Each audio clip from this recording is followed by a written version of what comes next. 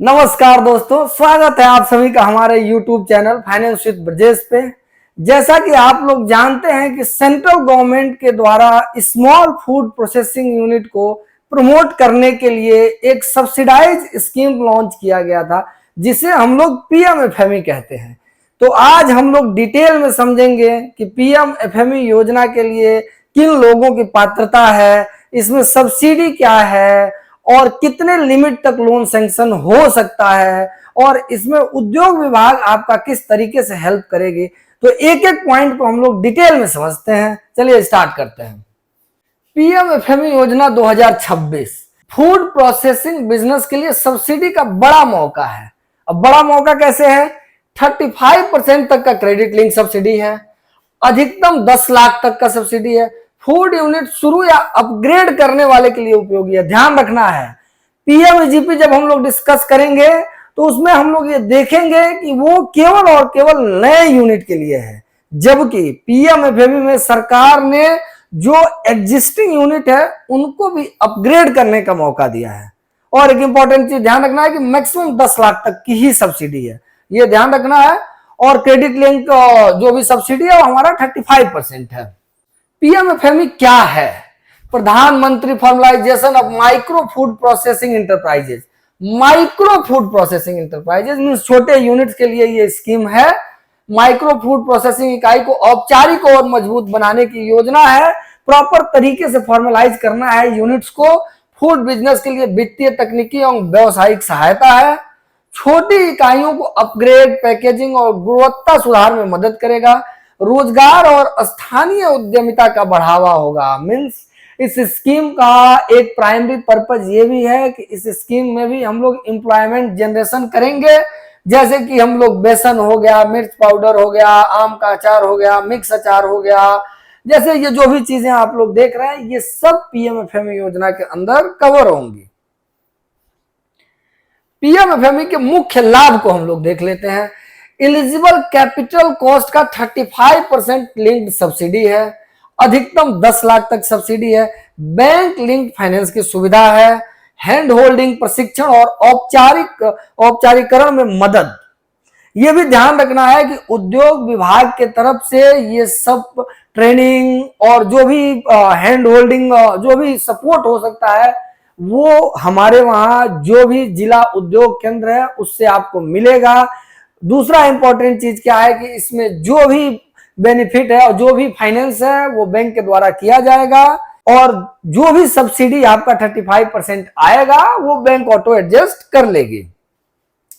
एक इंपॉर्टेंट चीज लेकिन ध्यान रखना है, वर्किंग कैपिटल पे सब्सिडी नहीं है। ये ध्यान रखना है, इसमें कोई कंफ्यूजन नहीं होना चाहिए कि वर्किंग कैपिटल में इसमें किसी प्रकार का कोई सब्सिडी नहीं है।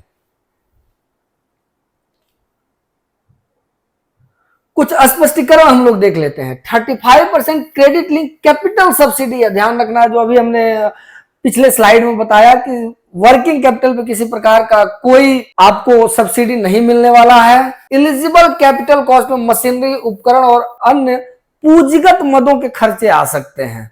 अधिकतम लाभ आपको 10% तक मिल सकता है। तो ये गलती नहीं करना है कि हम ये कैलकुलेट कर लें कि प्रोजेक्ट कॉस्ट का हमारा 35% सब्सिडी है। नहीं, ये गलत कैलकुलेशन है। जो भी सब्सिडी हमको मिलना है वो कैपिटल कॉस्ट के सेगमेंट पर ही मिलना है, ये ध्यान रखना है।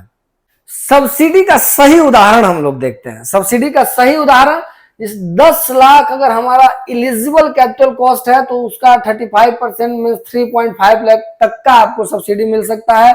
20 लाख अगर एलिजिबल कॉस्ट है हमारा तो 7 लाख तक सब्सिडी मिल सकता है। 30 लाख तक अगर हमारा एलिजिबल कैपिटल कॉस्ट है तो ध्यान रखना है कि कैलकुलेशन के हिसाब से तो हमारा 10,50,000 रुपए सब्सिडी आ रहा है, लेकिन इस स्कीम में मैक्सिमम सब्सिडी को कैप कर दिया गया है। वो कैपिंग है 10 लाख का। तो अधिकतम आपको जो सब्सिडी मिलना है वो 10 लाख तक का मिलना है। अंतिम लाभ एलिजिबल कैपिटल कॉस्ट और बैंक ऋण और स्वीकृति के आधार पर ही निर्धारित होते हैं। वर्किंग कैपिटल पे आपको किसी प्रकार का कोई सब्सिडी नहीं मिलना है। कौन कौन से लोग इस स्कीम का लाभ ले सकते हैं इसको हम लोग एक बार देखते हैं। मौजूदा माइक्रो फूड प्रोसेसिंग यूनिट्स ले सकते हैं, व्यक्तिगत उद्यमी ले सकते हैं, एसएचजी, एफपीओ, कोऑपरेटिव सोसाइटी, जो फूड बिजनेस शुरू या अपग्रेड करना चाहते हैं उन सभी लोगों के लिए ये स्कीम बहुत ही बेनिफिशियल होने वाला है। तो ध्यान रखना है कि इंडिविजुअल उद्यमी भी ले सकते हैं, एसएचजी भी है, एफपीओ भी है, कोऑपरेटिव सोसाइटी भी है। तो इसमें कंफ्यूज नहीं होना है कि केवल इंडिविजुअल के लिए ये स्कीम है, नहीं, ये बाकी लोगों के लिए भी है। आप अपनी पात्रता के आधार पे अप्लाई कर सकते हैं और इस स्कीम का बेनिफिट ले सकते हैं। कौन से बिजनेस उपयुक्त हो सकते हैं? मसाला यूनिट, आटा, सत्तू, अचार, बेकरी, मखाना, तेल मिल, डेयरी उत्पाद, फल एवं सब्जी प्रसंस्करण, जो कि ध्यान रखना है इसके अलावा भी और यूनिट्स आ सकते हैं जो फूड प्रोसेसिंग से रिलेटेड हैं। जरूरी दस्तावेज क्या क्या लगना है इसको हम लोग देख लेते हैं। Aadhaar card, PAN card, bank passbook का स्टेटमेंट, प्रोजेक्ट रिपोर्ट। ध्यान रखना है प्रॉपर तरीके से प्रोजेक्ट रिपोर्ट बनाना है। फोटो, पता प्रमाण पत्र, व्यवसाय स्थल का प्रमाण, मशीनरी कोटेशन और उद्यम /FSSAI में जो भी फूड प्रोसेसिंग यूनिट है उनके लिए FSSAI मैंडेटरी है, तो FSSAI का भी रजिस्ट्रेशन चाहिए। दस्तावेज जितने स्पष्ट होंगे प्रक्रिया उतनी आसान होगी। तो ध्यान रखना है प्रॉपर तरीके से हमारा सभी दस्तावेज होना चाहिए। हम अपना दस्तावेज ले आएंगे और प्रॉपर तरीके से एप्लीकेशन करके हम इस स्कीम का बेनिफिट उठा सकते हैं। आवेदन की प्रक्रिया देख लेते हैं। रजिस्ट्रेशन करना है, डॉक्यूमेंट अपलोड करना है, डीपीआर वेरिफिकेशन करना है, बैंक प्रोसेस करेगा, यूनिट सेटअप होगा, सब्सिडी एडजस्टमेंट हो जाएगा। ये कुछ 6 आसान तरीके की प्रक्रिया से आप इस स्कीम का बेनिफिट ले सकते हैं। डीआईसी की क्या भूमिका है ये भी बहुत इंपॉर्टेंट है जो ध्यान रखना है। योजना की जानकारी और मार्गदर्शन देगा डीआईसी, दस्तावेज और आवेदन में सहायता, डीपीआर पर प्रारंभिक मार्गदर्शन, बैंक समन्वय में सहयोग, जो भी लाइसेंसिंग होना है बैंक से उसमें भी डीआईसी आपकी हेल्प करेगी।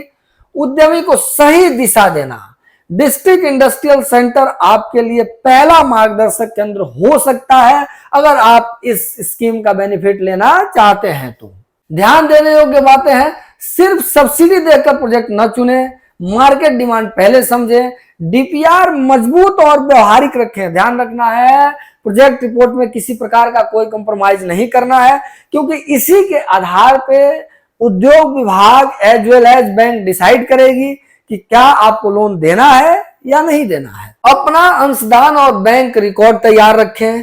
सिविल और रीपेमेंट कैपेसिटी पे ध्यान दें।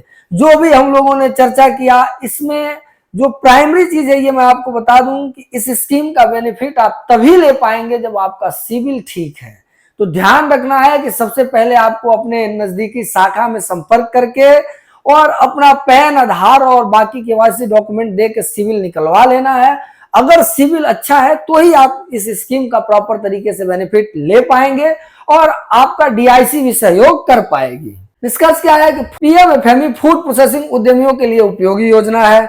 सही प्रोजेक्ट, सही दस्तावेज और सही डीपीआर बहुत महत्वपूर्ण है। व्यवहारिक योजना से अप्रूवल की संभावना बढ़ती है। स्थानीय संसाधनों को उद्योग में बदलने का अच्छा अवसर है पीएमएफएमई योजना। अगर ये हमारा वीडियो आपको अच्छा लगा हो तो वीडियो को लाइक कीजिए, ज्यादा से ज्यादा शेयर कीजिए और अगर आप हमारे चैनल पे नए हैं तो चैनल को सब्सक्राइब करना न भूलें और बेल आइकन को जरूर दबाएं ताकि जो भी हमारे नए वीडियो है उनका नोटिफिकेशन आपको समय समय पे मिलता रहे। Thank you.